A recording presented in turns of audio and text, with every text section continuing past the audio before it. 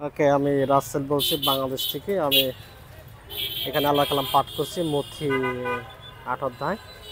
লেখা আছে এইভাবে ৪,০০০ লোককে খাওয়ানো। পরে আবার একদিন অনেক লোকের ভিড় হলো।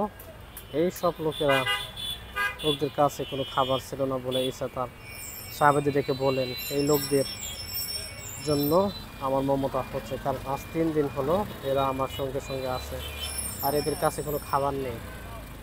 যদি আমি এই অবস্থায় এদের বাড়ি পাঠিয়ে দিই তবে তারা পথে অজ্ঞান হয়ে পড়বে, কারণ এদের মধ্যে অনেকেই অনেক দূর থেকে এসেছে। সাহাবীরা বললেন, কিন্তু এই নির্জন জায়গায় এদের খাওয়াবার জন্য কে কোথা থেকে এত রুটি পাবে? ঈসা জিজ্ঞাসা করলেন, তোমাদের কাছে কয়টা রুটি আছে? তারা বললেন 7খানা। তিনি লোকদের মাটিতে বসতে হুকুম দিলেন।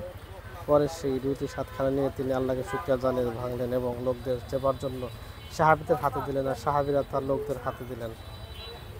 সাহাবীদের কাছে কয়েকটা ছোট মাছও ছিল। ঈসা সেই মাছগুলোর জন্য শুকরিয়া জানালেন এবং লোকদের ভাগ করে দেবার জন্য সাহাবীদের বললেন। লোকেরা পেট ভরে খেলো। পরে যে টুকরাগুলো পড়ে রইল সাহাবীরা তা তুলে নিয়ে 7টা টুকরি ভর্তি করলেন। কম বেশি 4,000 লোককে সেখানে ছিল।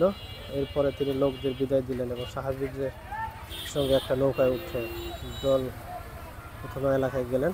সেখানে ফরিসীরা এসে ঈসার সঙ্গে তর্ক করতে লাগলেন এবং তাকে পরীক্ষা করবার জন্য ব্যস্ত থেকে কোনো একটা চিহ্ন দেখাতে চাইলেন। এতে ঈসা গভীর দীর্ঘশ্বাস ফেলে বললেন, এই কালে লোকেরা তালাশ করে কেন?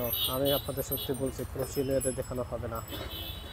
তারপর তিনি তাদের ছেড়ে আবার নৌকায় উঠে অন্য পারে চলে গেলেন। মাবুদাল্লাহ, তুমি সাহায্য করো, আশীর্বাদ রহমত হেফাজত করো, তুমি রহমত করো প্রভু যিশু, তুমি তোমার নাজাত দান করো এবং তোমাদের কাছে তোমার কালাম বলা শক্তি দান করো।